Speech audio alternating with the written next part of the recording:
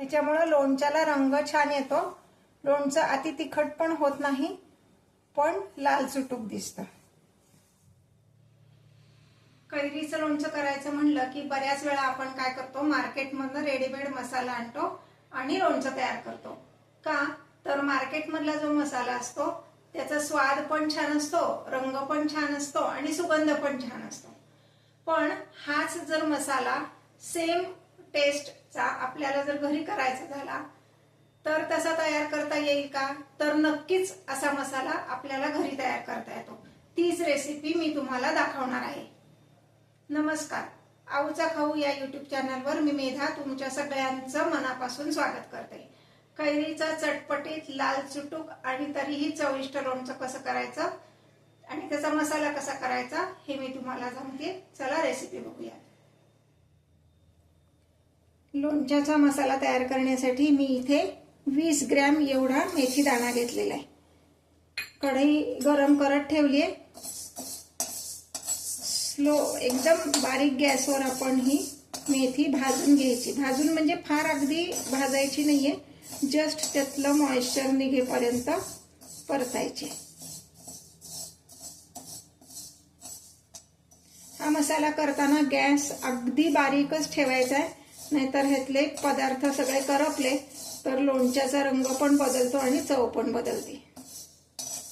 मेथी सुद्धा पटकन करपते, त्यामुळं फार वेळ परतायची नाहीये, 1 मिनिट आपण फक्त ही परतून घेणार आहे। हे पाणी जर बारकाईने पाहिलं तर मेथी दाण्याचा रंग किंचित बदललेला आहे। अगदी लाल किंवा काळा होईपर्यंत भाजायची नाहीये, किंचित त्याचा रंग बदलला पाहिजे, म्हणजे त्यातलं मॉइश्चर फक्त कमी झालं पाहिजे। आता मी हे एका ताटलीत काढून घेते। आता ह्याच कढईमध्ये मी 100 ग्रॅम इतकी मोहरीची डाळ घेतली। मोहरीची डाळ विकत आणल्यानंतर थोडीशी स्वच्छ अशी निवडून घ्यायची। ही डाळ पण फार वेळ भाजायची नाही, रंग वगैरे काही बदलून द्यायचा नाहीये त्याचा, किंवा असं गुलाबीसर वगैरे नाही, पण ह्यात जे मॉइश्चर आहे ते सगळं निघून गेलं पाहिजे।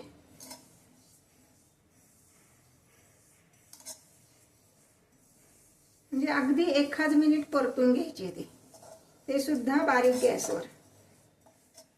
म्हणजे किती, जर तुम्ही असं हाताला लावून बघितली तर हाताला चटका बसला पाहिजे इतपत ही डाळ आपण भाजायची, फार नाही। आता ही आपली भाजून झाली आहे, मी एका ताटलीत हे काढून घेते। आता लोणच्यासाठी लागणारा पुढचा इन्ग्रेडियंट म्हणजे हिंग। लोणच्याला शक्यतो खडा हिंग वापरावा, पण मला खडा हिंग मिळाला नाही म्हणून मी पावडरचा हिंग वापरते। पण पावडरच्या हिंगामध्ये सुद्धा 2-3 प्रकार असतात। एक तर पिवळा हिंग असतो, तो अजिबात वापरायचा नाही, त्याला फारसा वास नसतो। दुसरा म्हणजे आपला हा पांढरा हिंग जो आपण रोजच्या फोडणीत वापरतो, ह्यामध्ये गव्हाचं पीठ मिक्स असतं। तुम्ही जर त्याच्या पॅकिंगवर वाचलं तर त्याच्यावर लिहिलेलं पण असतं की ह्यामध्ये गव्हाचं पीठ मिक्स आहे म्हणून। मला हा दुसरा हिंग मिळालाय की ही नुसती हिंगाची पावडर आहे, ह्यात कुठलंही पीठ वगैरे मिक्स केलेलं नाहीये, हे काळपट दिसते पावडर, तर ही पावडर आपण वापरणार आहोत। ही काळपट दिसणारी पावडर वापरायची आहे। आता ही जी कढई आहे ह्यामध्ये मी 1 टेबलस्पून एवढं फक्त तेल घातलेलं आहे। आता मी गॅस बंद करते। कढई जेवढी गरम आहे त्या कढईच्या हीटवरच जेवढं तेल गरम होईल तेवढं गरम करायचंय आणि त्यामध्ये हा हिंग घालायचा आहे। आपल्याला हिंग फक्त तळला गेला पाहिजे, ते करपवायचं नाहीये, म्हणून मी गॅस बंद केलाय। हे पाहता, ह्यामध्ये मी हिंग घालते। असा हिंग फुलला पाहिजे त्यामध्ये घातला की, म्हणून गॅस बंद केला। गॅस चालू ठेवून जर मी हिंग घातला असता तर तो करपला असता। आपल्याला करपवून द्यायचा नाहीये, फक्त फुलवून घ्यायचा आहे।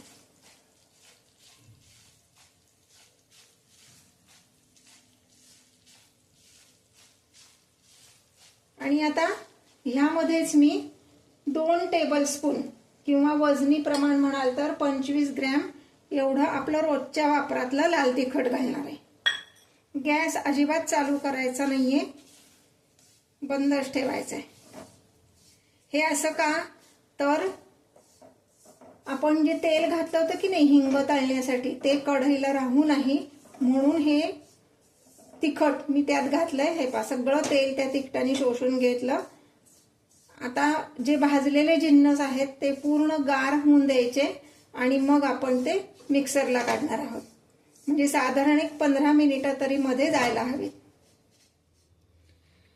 भाजून घेतलेले जे जिन्नस आहेत ते आता गार झालेले आहेत. आपण मिक्सरमधनं काढणार आहोत.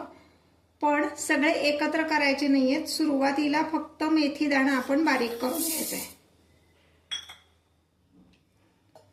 आता भाजून घेतलेली मोहरीची डाळ आपण यात घालणार आहोत आणि हे मिक्सरला बारीक करायचे. पण इतकं फाईन पावडर पण नाही करायची. जस्ट एकदा ऑन ऑफ करायचे आणि थांबायचे. हे पहा हे इतपतच बारीक झालं पाहिजे. म्हणजे असं जर बघितलं हातावर तर काही डाळ अशी पावडर झाली आणि काही तशी अख्खीच आहे. म्हणजे रवाळ हे राहिलेलं आहे.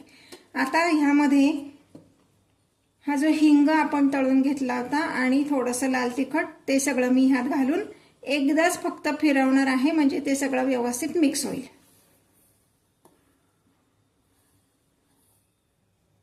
हे पहा हे मिक्सरमधनं काढलेलं आपलं मोहरीची डाळ, हिंग आणि मेथी हे असं दिसतंय. आता ह्यामध्ये मी अजून तिखट घालणार आहे. काश्मीरी तिखा लाल हे 75 ग्रॅम घेतलेले. ह्याच्यामुळं लोणच्याला रंग छान येतो. लोणचं अति तिखट पण होत नाही पण लाल चुटूक दिसतं. तुम्हाला पूर्ण अगदी 100 ग्रॅमचे 100 ग्रॅम काश्मीरी तिखा वापरायचं असलं तरी वापरू शकता. किंवा आता मी काय केलंय 75 ग्रॅम काश्मीरी तिखा आणि 25 ग्रॅम आपलं साधं लाल तिखट घातलंय. तुम्हाला 50-50% घालायचं असेल तरी घालू शकता. तुम्हाला घरात कितपत तिखट आवडतं त्यानुसार तिखटाचं प्रमाण ठरवा. हा आपला लाल चुटूक असा लोणच्याचा मसाला तयार आहे. व्यवस्थित मिक्स करायचं आहे. आता ह्यामध्ये मी मीठ घातलेलं नाही. आपण जेव्हा विकत मसाला आणतो त्यात पण मीठ घातलेलं नसतं. कारण काही वेळेस काय होतं मिठाला जर मॉइश्चर असेल तर मसाल्याला पाणी सुटतं. म्हणून मसाल्यात कधीच मीठ नसतं. आपण लोणचं तयार करताना मसाला हा जेव्हा वापरणार आहे तेव्हा मी तुम्हाला त्याचं मिठाचं प्रमाण सांगते. लोणच्याचा स्वतंत्र व्हिडिओ केलेला आहे तो बघा. म्हणजे ह्या मसाल्यापासून लोणचं कसं तयार करायचं तेही तुम्हाला कळेल.